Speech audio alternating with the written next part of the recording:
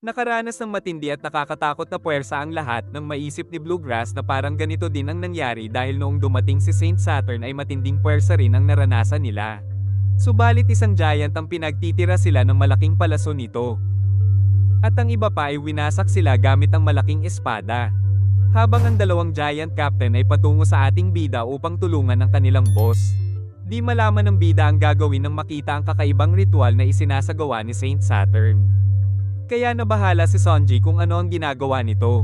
Nagpatuloy pa rin ang pag-atake ng Elder sa bida hanggang sa dumating na isa-isa ang mga kinatatakutang nakaupo sa pinakamataas na posisyon sa world government. At harap-harapang nakita ng bida sina Saint Jupiter the Sandworm, Saint Ethan Baron the Bakotso, Saint Mercury the Fengzi, Saint Mars the Itsumade, at Saint Saturn the Gyuki, at dahil sa lakas ng mga ito ay walang magawa ang ating bida kundi ang umilag na lang sa mga malalaki at immortal na mga halimaw na sinusubukan din siyang patayin ngunit matapang silang hinarap ng Emperor. Pero naisipan ni Luffy na magpalaki. Ngunit walang awa lang siyang pinabagsak ng willpower ni Saint Saturn. Saka napatalsik ni Saint Baron ang bida, at nagpatuloy ito patungo sa mga pasifista na nakikipaglaban sa mga navy. Nilabas ni Baron ang espada at napakabilis na hiniwa ito upang mag-shutdown dahil sa underworld ice. Nagpatuloy pa ang Elder sa pagpapahinto sa napakarami pang mga pasifista na nakontrol ni Bonnie. At napansin ng mga marine na kakampi pala nila ang halimaw dahil tinutulungan sila nito sa mga cyborg. Samantala si Saint Mars ay pinalipad ang ating bida. Tumawag si Sanji kay Nami dahil kailangan na nilang umalis para makatakas subalit nakita na siya ni Saint Mars. Dahil nag-shutdown na ang mga pasifista ay pinag-utos ni Vice Admiral Doberman na hanapin sila Bonnie. Upang mapigilan ay pinuntirya sila Sanji ng kidlat ni Saint Mars pero tagumpay namang nakatakas ang Cook. Wala pa rin ideya sa nangyayari sila Usopp nang dumating naman ang ayaw huminto nilang barko.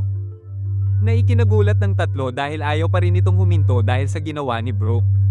Nagpatuloy pa rin sa pag-atake si Saint Saturn patungo sa Emperor. Tapos muntik na siyang nakain ni Saint Jupiter, ngunit naglaho ito dahil nasa ilalim ng lupa. Saka lumabas ito at tinamaan ng bida upang tuluyan siya nitong makain. May mga natitira pa ring pasifista, subalit patuloy pa rin ang Elder sa pagpigil sa mga ito. Tapos ang Phoenix ay binalot ng apoy ang katawan at inatake ang napakatibay na Frontier Dome. Napigilan nila Usopp ang barko dahil gumamit pala ang sniper ng kakaibang bala upang mapahinto pero nagagalit pa rin si Lilith kay Brook. Saka nakiusap si Sanji kay Jinbei na sunduin na si Zoro. Subalit busy pa rin ito sa pakikipaglaban kay Lucci na gumamit pa ng Tempest Kick na nanghiwa sa buong kapaligiran.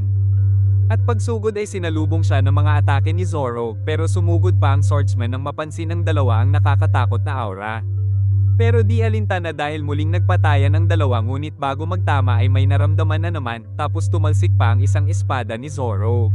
Subalit nagpatuloy sa paglalaban at nang dumating si Jinbei ay nasaksihan kung gaano katalas ang instinct ni Lucci sa pag-ilag nito. Saka ito nagpaulan ng mga Tempest Kick mula sa ere ngunit di niya rin naman matamaan ng swordman ng Straw Hat Pirates. At dahil sa bilis ng dalawa ay hindi na masundan ng mata ang kanilang mga pagkilos pero nag-alala si Jinbei dahil kailangan na nilang umalis. Ininsulto ito ni Sanji ng pabigat para tumigil pero lalong nainis. Subalit sumugod na rin ang nagliliyab na Lucci gamit ang napakaraming nagliliyab na hand pistol nito kaya sumabog ng napakalakas ang buong paligid subalit hindi pa rin ito tumigil sa pag-atake ngunit di naman matamaan si Zoro. At sa loob ng ilang segundo ay nag-focus ang swordsman at gumamit ng pambihirang teknik at tinamaan nito ang leopard dahil sa bilis. At di akalain ni Jinbei na ganito nakalakas ang swordsman. Nakain si Luffy ng sandworm kaya pinilit niyang makatakas mula dito at naipit pa pero tagumpay na nakaalis. Subalit nahuli naman siya ni Saturn at pinaikot-ikot saka inuntog siya nito sa ulo ni Mercury. Pagkatapos ay muli na siyang kinain ni Jupiter. Dumating na rin ang dalawang giant captain at nang makita ang nangyari sa kanilang boss ay mabilis na sumugod ang mga ito at matapang silang nakipaglaban sa mga elder. Kung saan gamit ang lakas at pride ng giant clan at sa kanilang teamwork ay nagawa nilang pag-antugin ang dalawang kinatatakutang elder. Tapos nagpatuloy sila sa sandworm kung saan tagumpay din nila itong nahiwa gamit ang pambihirang lakas kaya nakita na nila si Luffy na natuwa na makita ang dalawang kaibigan. Natuwa din ang dalawa nang mailigtas ang kanilang boss kasabay ng pagbagsak ng sandworm kaya nagpatalbog-talbog ang bida sa mga kamay ng mga namis niyang giant. Samantala nakapasok na si Saint Mars sa loob ng Frontier Dome barrier na nakita ni Jinbei kaya nagmadali na siyang yayain si Zoro pero di pa daw bumabagsak ang sugatan na Lucci ngunit masama na ang kalagayan. Pero dahil kailangan na nilang tumakas ay kinuha niya si Zoro at si Jinbei na mismo ang gumamit ng malakas na teknik nito upang tuluyang patayin ang leopard. Ngunit nang maglaho ang makapal na usok ay ang Elder ang nakita ni Lucci doon dahil nakatakas na pala sila Jinbei. Nagtanong ang Elder kung nasaan si York kaya sinabi ni Lucci na nakakulong ito sa control room saka sinumbong niya rin kung paano planong tumakas ng Straw Hat Crew. Ngunit bago ito umalis ay nakiusap si Lucci na iligtas nito si Coco. Nag-enjoy pa ang mga Giant kasama ang kanilang boss. Subalit bumangon si Valkyrie pati na si Saturn.